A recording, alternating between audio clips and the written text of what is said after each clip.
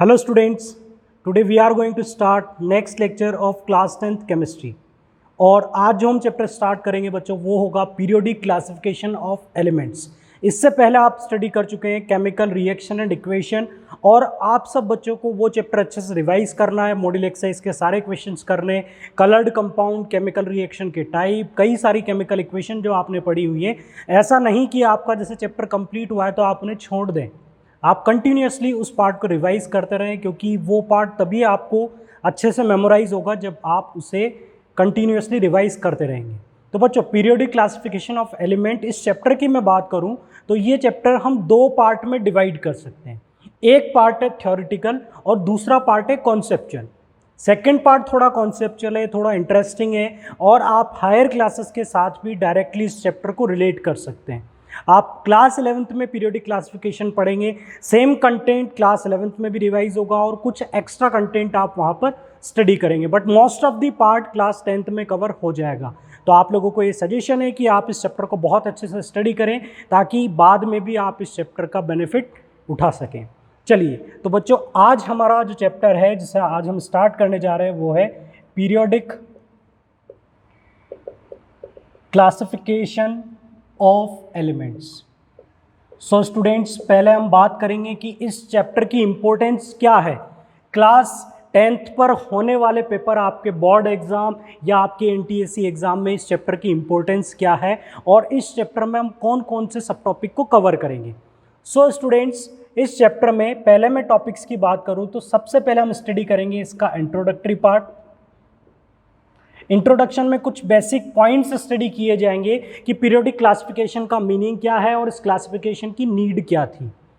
Second, फिर हमारा topic होगा इंट्रोडक्शन के बाद जो क्लासिफिकेशन के अलग अलग स्टेप्स थे, मींस हिस्ट्री ऑफ क्लासिफिकेशन, जिसमें आप स्टडी करेंगे लेवोइजियर क्लासिफिकेशन। फिर आप स्टडी करेंगे Newlands law of Octave.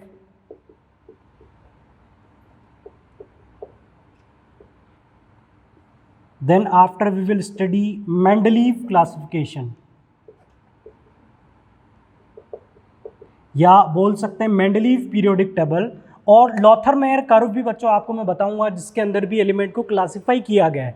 But इसके बाद जो आपका मेन टॉपिक होगा, जो मेजर टॉपिक होगा, वो होगा मॉडर्न पीरियोडिक टेबल या modern periodic classification. Modern classification को आप स्टडी करेंगे, और इसी के बाद बच्चों नेक्स्ट टॉपिक होगा पीरियोडिक प्रॉपर्टीज। पीरियोडिक प्रॉपर्टीज में हम रिलेट करेंगे कई सारी प्रॉपर्टीज को। एलिमेंट के जो एटम होंगे उनकी प्रॉपर्टीज किस तरह से वेरी करती है, एटॉमिक साइज किस तरह से वेरी करता है पीरियोडिक टेबल में, और भी कई सारी ऐसी प्रॉपर्टीज का हम डिस्कशन करेंगे।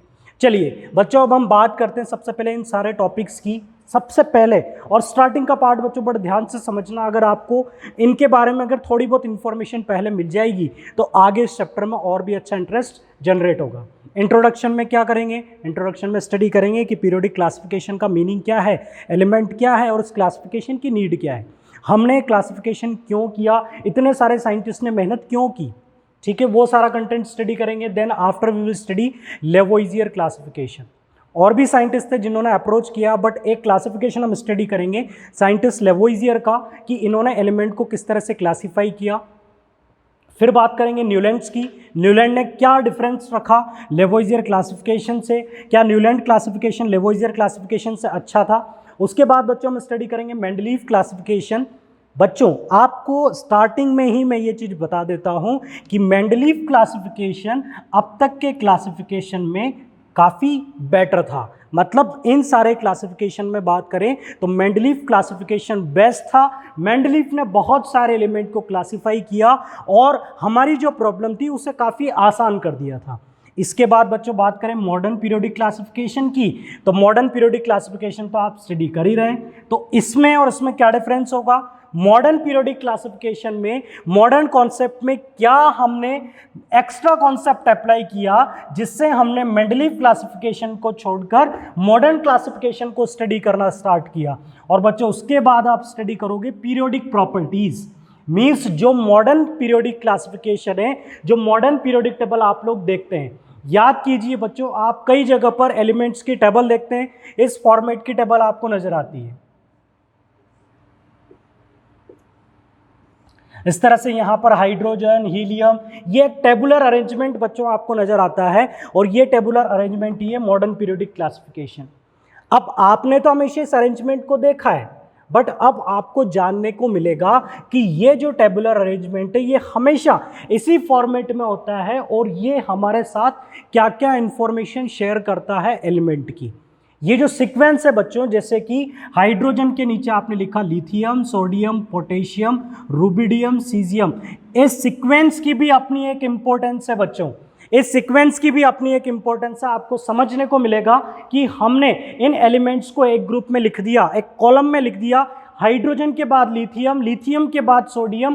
तो ये जो ऑर्डर है, ये ऑर्डर क्या रिप्रेजेंट करता है, इस ऑर्डर का आप किस तरह से फायदा उठा सकते हैं, किस तरह से एलिमेंट को अच्छे से स्टडी कर सकते हैं। तो ये था बच्चों इस चैप्टर का इंट्रोडक्शन कि इस चैप्टर में आप क्या क्या स्टडी करेंगे, और इस चैप्टर के जो इंपॉर्टेंट पार्ट रहेंगे मेंडलीव क्लासिफिकेशन और पीरियोडिक प्रॉपर्टीज, एलिमेंट की प्रॉपर्टीज को किस तरह से रिलेट करना है। अब हम बात करते हैं एग्जाम्स की। बोर्ड एग्जाम की बात करें या कॉम्पिटिटिव एग्जाम की बात करें, तो इन एग्जाम्स में किस टाइप के questions periodic classification of element से पूछे जाते हैं।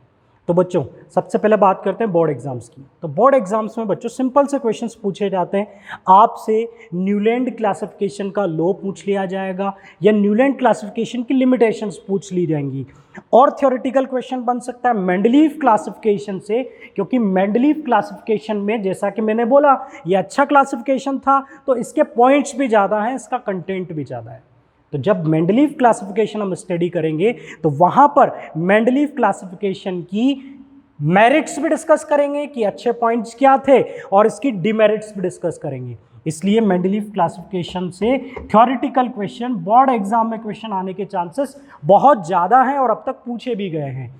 इसके बाद बात करते हैं मॉडर्न पीरियोडिक क्लासिफिकेशन से। आपसे इन क्लासिफिकेशन का लॉ पूछ लिया जा सकता है, या मॉडर्न पीरियोडिक क्लासिफिकेशन और पीरियोडिक प्रॉपर्टीज, इनसे कॉम्पिटिटिव एग्जाम में क्वेश्चन आने के चांसेस ज़्यादा होते हैं। जैसे कि हम बात करें एनटीएससी में किससे क्वेश्चन पूछे जा रहे हैं, तो एनटीएससी में बच्चों पीरियोडिक प्रॉपर्टीज से क्वेश्चन पूछा जा रहा है। एनटीएससी स्टेज 2 में आप देखो, स्टेज 1 में आप देखो, पीरियोडिक प्रॉपर्टीज पर क्वेश्चन पूछे जा रहे हैं, साइज पर, एलिमेंट्स की प्रॉपर्टीज पर, उनके कंपाउंड की प्रॉपर्टीज पर क्वेश्चन आपसे पूछे जा रहे हैं, जिनके आंसर आप दे सकते हैं पीरियोडिक प्रॉपर्टीज को स्टडी करने के बाद में। तो बच्चों ये था हमारा इस चैप्टर में जो कंटेंट है, और बच्चों बहुत सारी अच्छी अच्छी चीज़ें हम स्टडी करेंगे मॉडर्न पीरियोडिक क्लासिफिकेशन के साथ में, कि किस तरह से हमने टेबुलर फॉर्म को अरेंज किया, और ये अरेंजमेंट क्या क्या इन्फॉर्मेशन देता है। आपको अगर मैं कोई एलिमेंट का एटॉमिक नंबर बता दूं, किसी एलिमेंट का एटॉमिक नंबर बता दूं, तो आप किस तरह से पता लगाएंगे कि वो एलिमेंट पीरियोडिक टेबल के कौन से कॉलम में रखा हुआ है और कौन सी हॉरिजॉन्टल रो में लिखा हुआ है। मीन्स हम एलिमेंट की पोजीशन पता करना भी सीखेंगे। तो इस चैप्टर को स्टडी करने के बाद आपको ये जो पीरियोडिक टेबल है इसकी बहुत सारी इंफॉर्मेशंस मिल जाएंगी, और आपके लिए पीरियोडिक टेबल अब काफ़ी इंटरेस्टिंग बन जाएगी। चलिए बच्चों स्टार्ट करते हैं अपने चैप्टर को। तो बच्चों ध्यान रखिएगा, ये चैप्टर आपके लिए बहुत ही ज़्यादा इंपॉर्टेंट है क्लास 10th के एग्ज़ाम्स के लिए, या बात की जाए आईआईटी एग्ज़ाम की, या बात की जाए आपके 11th कंटेंट की। सेम कंटेंट आपका फिर से रिपीट होगा, तो बेटर है आप इसको अच्छे से स्टडी करें, क्योंकि बोला जाए तो ये केमिस्ट्री का एक बेसिक चैप्टर होगा।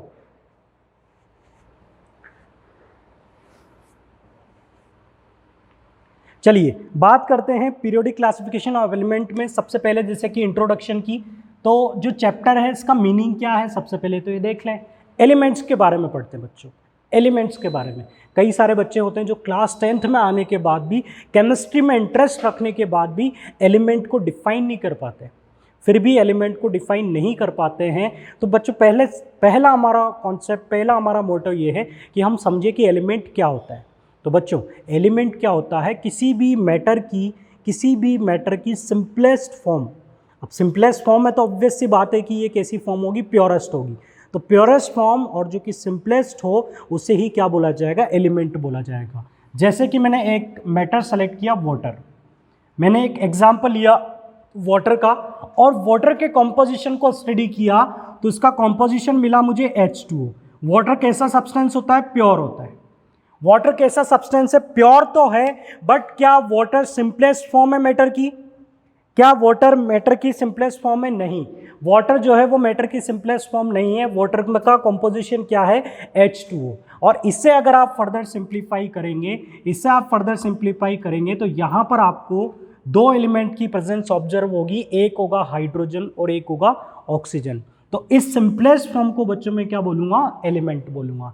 अब आपको एलिमेंट की डेफिनेशन क्लियर हो गई। अब आपके माइंड में कई सारे एलिमेंट्स के सिंबल भी आ गए होंगे कि हाइड्रोजन एक एलिमेंट है, ठीक है, बहुत सारे सिंबल मैं बनाता हूँ। लिथियम है, सोडियम एलिमेंट का सिंबल है, सोडियम है, पोटेशियम है, आयरन है जो आप अपने आसपास कई जगह पर देखते हैं, कॉपर है, एल्यूमिनियम है। तो बच्चों ये सारी चीज़ें क्या होंगी? एलिमेंट होंगे, ठीक है। अब जैसा कि आपने फर्स्ट चैप्टर स्टडी किया होगा तो फर्स्ट चैप्टर में बहुत सारी चीज़ें आपको परेशान कर रही होंगी। जैसे कि फर्स्ट चैप्टर में सर ने आपको बताया होगा कि AgCl का कलर कैसा होता है बच्चों? वाइट होता है। AgCl का कलर वाइट होता है। आपको बताया गया होगा कि सोडियम जो है वो आयरन से ज़्यादा रिएक्टिव है।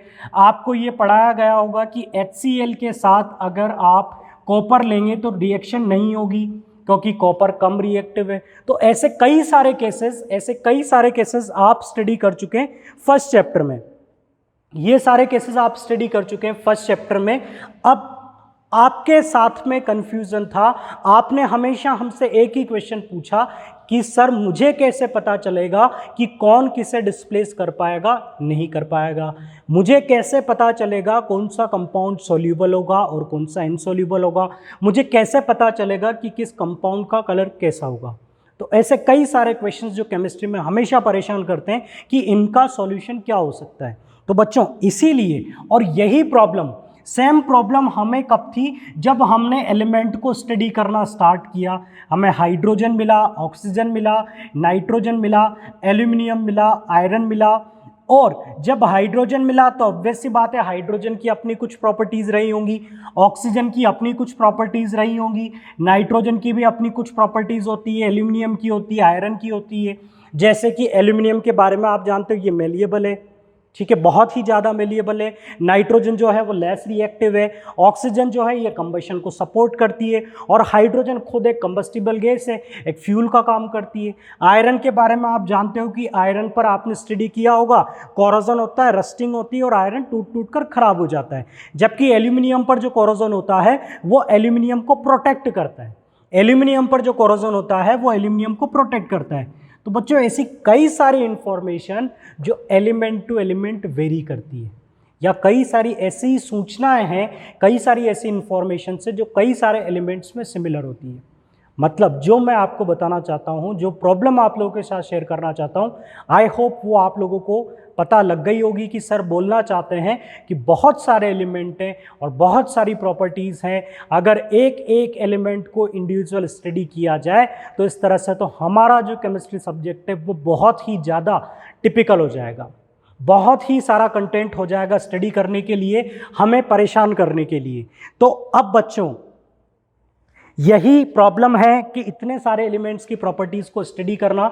तो अब हमारे पास ऑप्शन आता है कि इन एलिमेंट्स को, जिसे हम डिफाइन कर सकते हैं, इनका क्लासिफिकेशन किया जाए।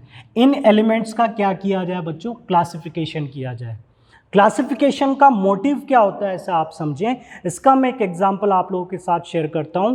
आप जब छोटी क्लासेस में थे तो आप जनरल साइंस स्टडी करते थे, जिसमें आपके साथ फिजिक्स का कंटेंट भी होता था, केमिस्ट्री का भी होता था, बायो भी होता था, सब कुछ मिक्स्ड होता था, ठीक है। लेकिन 9th 10th में आते आते आपको बहुत अच्छे से कंटेंट डिलीवर करने के लिए हम लोग आपकी साइंस बुक को 3 पार्ट में डिवाइड कर देते हैं। फिजिक्स के लिए अलग टीचर होते हैं, केमिस्ट्री के लिए अलग होते हैं और बायो के लिए अलग होते हैं, ताकि आप उस चैप्टर की, उस कंटेंट की, उस पार्ट की डेप्थ को अच्छे से स्टडी कर पाओ।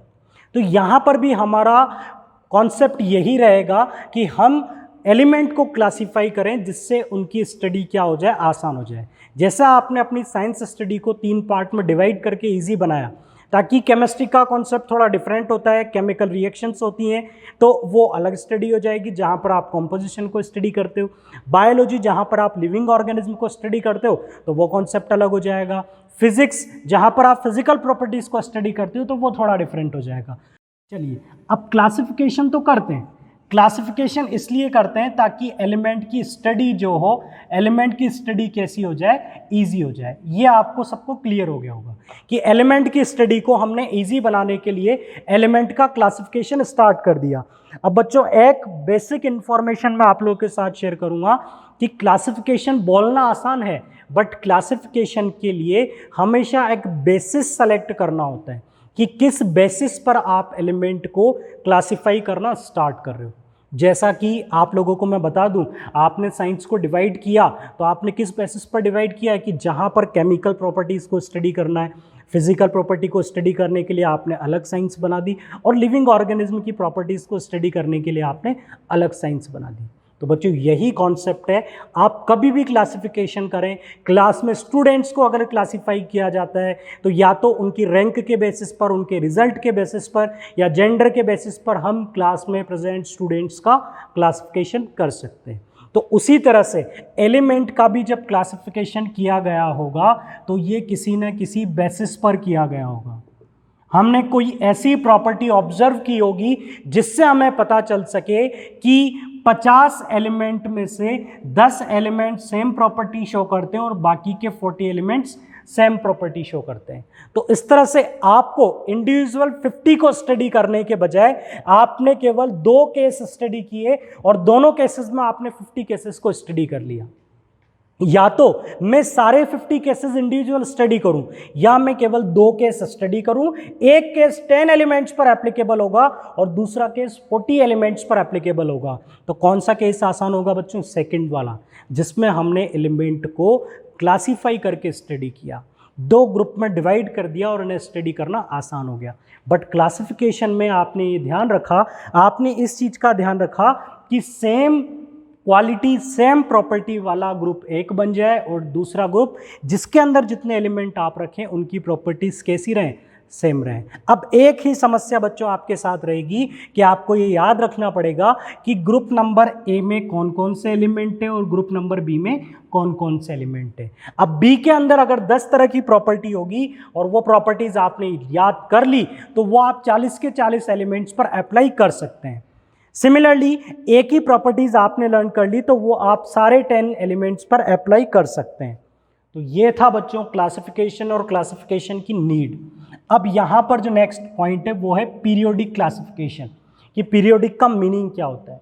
पीरियोडिक का मीनिंग होता है बच्चों, जैसे कि आप मैथ्स में स्टडी करते हैं पीरियोडिक फंक्शन, जैसे कि y एक पीरियोडिक फंक्शन है तो y की वैल्यू एक रेगुलर इंटरवल के बाद रिपीट करेगी। तो उसी तरह से बच्चों ये जो क्लासिफिकेशन है ये भी कैसा रहेगा, पीरियोडिक रहेगा, कि आप एक रेगुलर इंटरवल के बाद देखेंगे तो आपको सेम प्रॉपर्टी वाला एलिमेंट मिल जाएगा। ठीक है, थोड़ा बहुत समझिएगा, बहुत अच्छे से तब समझ में आएगा जब एक्चुअल में हम क्लासिफिकेशन को स्टडी करेंगे। तो अभी आप केवल इतना समझें कि एक एलिमेंट से आप रेगुलर इंटरवल के बाद आपको जो एलिमेंट मिलते जाएंगे, रेगुलर इंटरवल का मतलब एक रेगुलर पीरियड, एक रेगुलर गैप। जैसे कि आप देखते हैं कि आपका ब्रेक टाइम रिपीट होता है, आपकी 40 मिनट का अगर आपका लेक्चर है तो 40 मिनट का लेक्चर आपका कंप्लीट होगा, फिर आपका 10 मिनट्स का ब्रेक रिपीट होगा, फिर उसी तरह से आपका 40 मिनट लेक्चर कंप्लीट होगा, फिर 10 मिनट का ब्रेक आएगा। तो उसी तरह से एक रेगुलर इंटरवल के बाद आपको वही प्रॉपर्टी मिलेगी, एलिमेंट दूसरा मिलेगा, फिर रेगुलर इंटरवल के बाद आपको वही प्रॉपर्टीज मिलेगी और एलिमेंट दूसरा मिलेगा। तो ये था बच्चों पीरियोडिक का मीनिंग, और हम इसी तरह का पीरियोडिक अरेंजमेंट किसमें सेट करना चाहते हैं, एलिमेंट में। और जब हम ये सेट कर देंगे तो आप समझ सकते हैं कि उसके बाद इतने सारे एलिमेंट्स की स्टडी हमारे लिए बहुत आसान हो जाएगी। तो अगर आप अपडेटेड कंटेंट में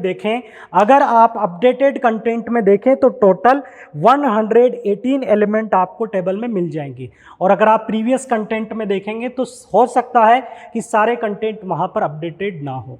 क्लियर?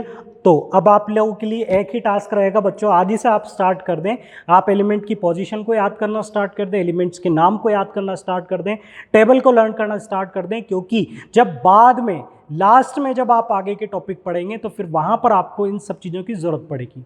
ठीक है, तो मैं चाहता हूं कि जब मैं आपको वो कॉन्सेप्ट पढ़ाऊं तो उस टाइम पर आपको सारी चीज़ें, जो बेसिक चीज़ें याद करने वाली हों वो ऑलरेडी याद हों, ताकि कॉन्सेप्ट आप अच्छे से समझ सकें।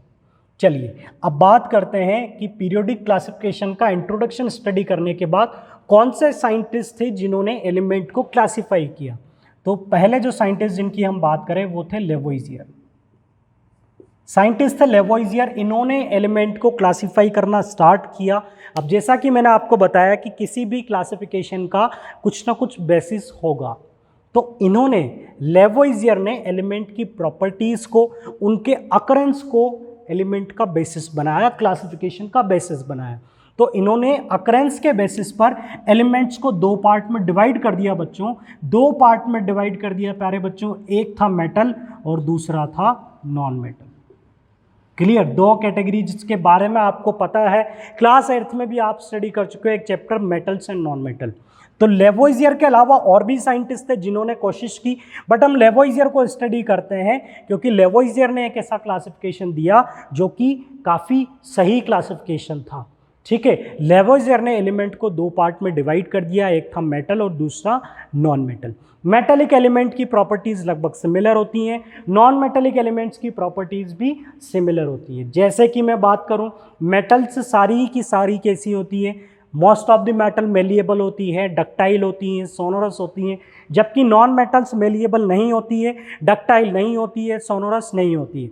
मेटल्स की बात की जाए तो मेटल्स इलेक्ट्रिसिटी कंडक्ट करती है काफ़ी अच्छे से, और नॉन मेटल्स जो हैं एक्सेप्ट ग्रेफाइट इलेक्ट्रिसिटी कंडक्ट करने की टेंडेंसी नहीं रखती हैं। तो बच्चों ये तो आपको क्लियर है कि इनकी कई सारी प्रॉपर्टीज सेम है और इनकी भी कई सारी प्रॉपर्टीज सेम है। देखो हर एक प्रॉपर्टी सेम हो ऐसा कभी पॉसिबल नहीं होगा, ठीक है, but generally most of the properties metal की सेम रहेगी और नॉन मेटल की सेम रहेगी। तो ये क्लासिफिकेशन जो कि किसने किया था, लेवोइजियर ने। बात करते हैं इस क्लासिफिकेशन के अच्छे पॉइंट तो आपने डिस्कस कर लिए कि क्लासिफिकेशन अच्छा था, दो पार्ट हमें मिल गए, दो कैटेगरी मिल गई, एक मेटल है और दूसरा नॉन मेटल है। अब बच्चों मैं बात करता हूँ इस क्लासिफिकेशन में और क्या इम्प्रूवमेंट हो सकता है। इस क्लासिफिकेशन में और इम्प्रूवमेंट ये हो सकता है कि अगर मैं अपने 118 एलिमेंट की बात करूँ तो 90 से ज़्यादा एलिमेंट मेरे पास कौन से हैं, मेटेलिक है। मतलब मैंने क्लासिफिकेशन तो किया बट अभी भी एक बड़ा ग्रुप एक ही ग्रुप में आ चुका है, एक बड़ा नंबर एलिमेंट्स का एक ही ग्रुप में आ चुका है, और अगर इनको और अच्छे से स्टडी करना हो तो इनका भी मुझे फर्दर क्लासिफिकेशन करना ही पड़ेगा। अगर आप इन्हें और अच्छे से स्टडी करना चाहते हैं पूरे मेटेलिक ग्रुप को, तो आपको इस ग्रुप को भी फर्दर क्लासिफाई करना पड़ेगा। सिमिलरली नॉन मेटल्स के अंदर भी काफ़ी सारी नॉन मेटल्स हैं जिनकी कई सारी प्रॉपर्टीज डिफरेंट होती है, तो अगर और अच्छे से स्टडी करना हो तो इसे भी हमें फर्दर क्लासीफाई करना पड़ेगा। मींस जो लेवोइजियर क्लासिफिकेशन था इसे और अच्छा क्लासिफिकेशन बनाने की ज़रूरत है, ठीक है। और बच्चों कुछ टाइम बाद हमें कुछ ऐसे एलिमेंट्स मिले जिनकी प्रॉपर्टी मेटल और नॉन मेटल दोनों जैसी होती है, जो कि मेटल जैसी प्रॉपर्टी भी शो कर सकते हैं और नॉन मेटल के जैसी प्रॉपर्टी भी शो कर सकते हैं। ऐसे एलिमेंट्स को बोला जाता है मेटेलॉइड। ऐसे एलिमेंट्स को क्या बोला जाता है बच्चों, मेटेलॉइड्स बोला जाता है। और जब मेटेलॉइड्स की प्रेजेंस का पता चला तो फिर अब डाउट क्रिएट होता है कि इन्हें आप मेटल के साथ प्लेस करेंगे या नॉन मेटल्स के साथ प्लेस करेंगे, बट क्लासिफिकेशन सही था। तो आगे बात की जाए, मेटलॉइड जिस तरह से डिस्कवर हुआ, फर्दर क्लासिफिकेशन हमें करना था। जितना हम सोच रहे थे उसी टाइम पर एक साइंटिस्ट थे जिनका नाम था John Dalton, published table of relative atomic masses of elements. तो देखिए जब हम लेवोइजियर क्लासिफिकेशन को और इम्प्रूव करना चाहते थे, लेवोइजियर क्लासिफिकेशन के बाद हम चाहते थे कि और इसे फर्दर क्लासिफाई किया जाए, तो उसी टाइम पर एक साइंटिस्ट है जॉन डाल्टन, इन्होंने एक टेबल पब्लिश की और वो टेबल थी एटॉमिक मास की, ठीक है। सारे साइंटिस्ट इस पर ध्यान लगाए हुए हैं और एक साइंटिस्ट ने पब्लिश की एटॉमिक मास की टेबल, तो सबने अपना ध्यान कहाँ पर कॉन्सेंट्रेट किया, एटॉमिक मास पर। और सबने सोचना स्टार्ट किया कि अगर हम एटॉमिक मास को बेसिस बना लें, एटॉमिक मास के बेसिस पर एलिमेंट को डिवाइड करें, तो हो सकता है कि ये क्लासिफिकेशन और बेटर हो जाए और इम्प्रूव हो जाए। तो बच्चों लेवोइज़ियर क्लासिफिकेशन का कोई मेजर ड्रॉबैक नहीं था। एटॉमिक मास पर क्लासिफाई करने के लिए, एटॉमिक मास के बेसिस पर क्लासिफाई करने के लिए हमने फर्दर क्लासिफिकेशन को ऑप्ट किया और सेकंड क्लासिफिकेशन था Dobereiner's law of triads. Dobereiner's law of triad, एक साइंटिस्ट थे जिनका नाम था डॉबरिनर, और उन्होंने एलिमेंट को क्लासिफाई किया। किस तरह से क्लासिफाई किया? ट्रायड्स की फॉर्म में। तो सबसे पहले तो बच्चों आपको क्लियर कर दूं कि ट्रायड का मीनिंग क्या होगा। ट्रायड का मीनिंग होता है ग्रुप ऑफ 3 एलिमेंट्स। तो डॉबराइनर ने क्या किया, 3-3 एलिमेंट के ग्रुप बनाए।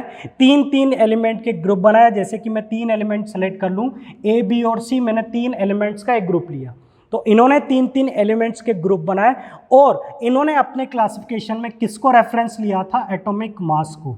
और एटॉमिक मास के बेसिस पर ही इन्होंने अपना अगला पॉइंट दिया कि मैं उन 3 एलिमेंट का ट्रायड बनाने जा रहा हूँ।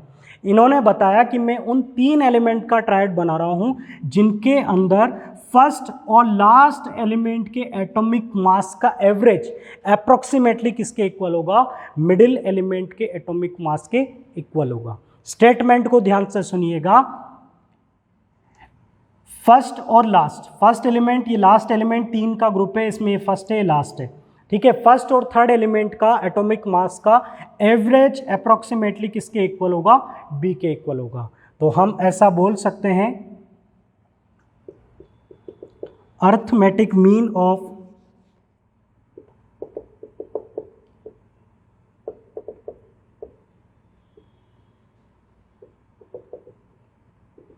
atomic mass of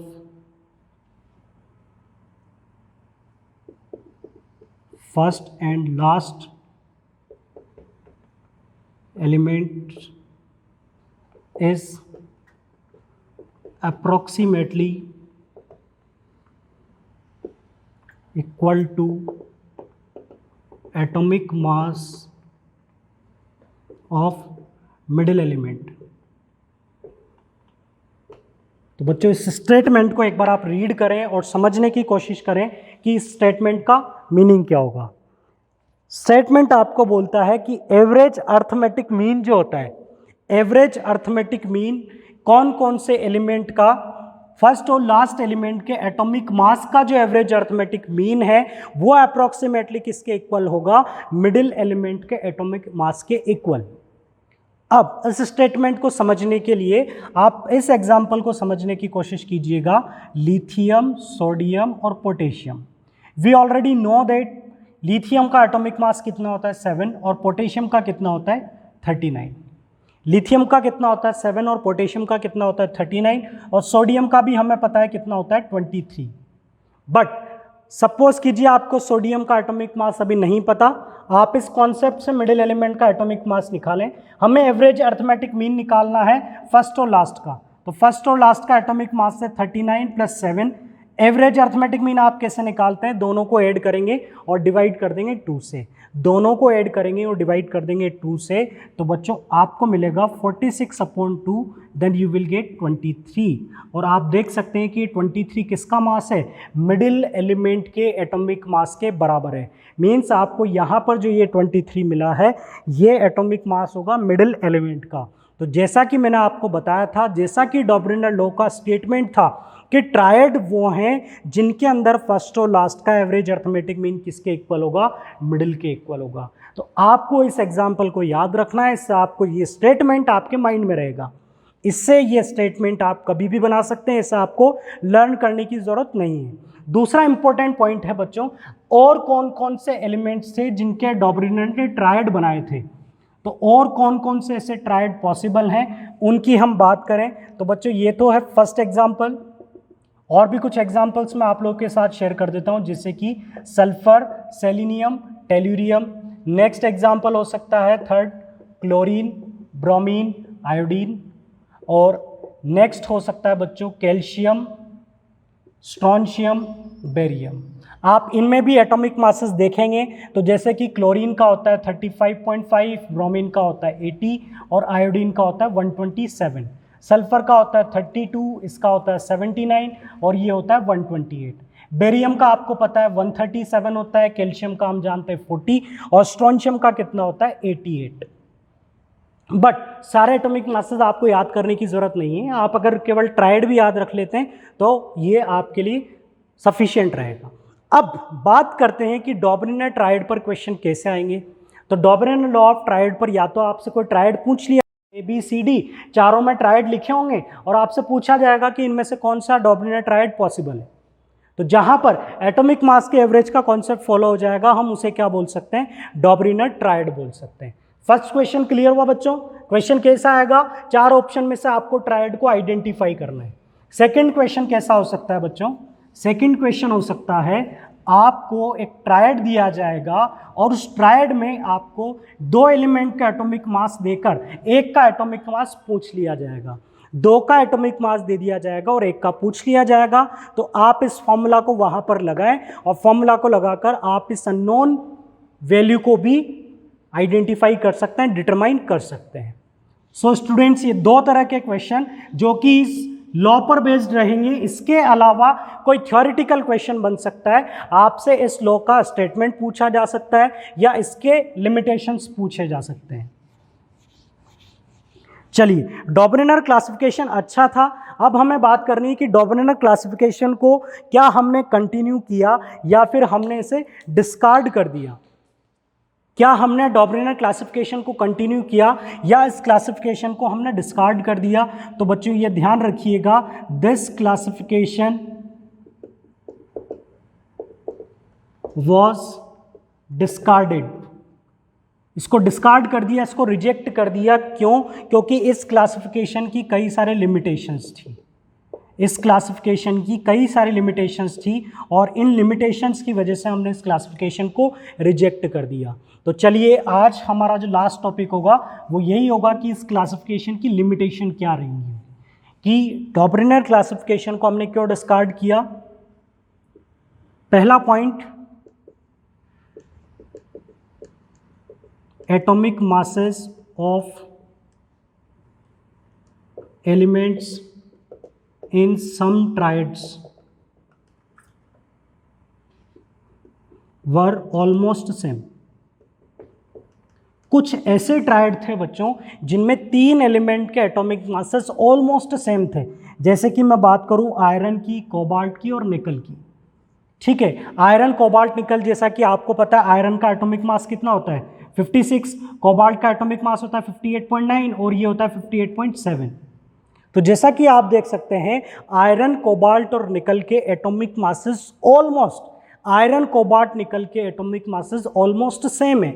जैसा कि मैं 3 नंबर बच्चों ऐसे ले लूं, इस लिमिटेशन को बहुत अच्छे से समझिएगा। मैंने 3 एलिमेंट ले लिए जो एक दूसरे के काफ़ी क्लोज थे, 3 नंबर ऐसे ले लिए जो कि एक दूसरे के काफ़ी क्लोज थे, जो कि ऑलमोस्ट सेम थे। अब अगर मैं इसमें फर्स्ट और लास्ट का एवरेज निकालूंगा तो ऑब्वियस सी बात है कि ये मिडिल के अप्रोक्सीमेटली इक्वल आएगा, क्योंकि स्टेटमेंट क्या था, मिडिल के अप्रोक्सीमेटली इक्वल आए। जरूरी नहीं है कि एग्जैक्ट इक्वल आए, तो अप्रोक्सीमेटली इक्वल तो आएगा। अगर आप 3 नंबर ऐसे ले रहे हैं जिनके अंदर उनके नंबर ही ऑलमोस्ट सेम है, तो एवरेज तो फिर इन्हीं के इक्वल आएगा। ये एक सिंपल से मैथमेटिक्स जो आप अच्छे से जानते हैं। मीन्स ये जो स्टेटमेंट है ये बोलता है कि इस क्लासिफिकेशन में कुछ स्पेसिफिक बेसिस हमने नहीं लिया, कुछ स्पेसिफिक पॉइंट हमने सेलेक्ट नहीं किया जिसके बेसिस पर क्लासिफिकेशन स्ट्रॉन्ग माना जाए। ऐसे तो आप कई सारे ट्रायड बना दोगे, ऐसे तो आप इसे भी एक ट्रायड बना सकते हो, हाइड्रोजन, हीलियम, लिथियम। ये 1 होगा, ये 7 होगा और ये कितना होता है 4 होता है, तो यहाँ पर भी एवरेज हीलियम आ जाएगा। मीन्स ये भी ट्रायड हुआ। मीन्स प्रॉब्लम ये है कि जिस तरह से डॉबरिनर ने एटॉमिक मास के बेसिस पर इस क्लासिफिकेशन को समझाया है वो एक्यूरेट सही नहीं है। तो ये फर्स्ट लिमिटेशन थी। Now second limitation, this classification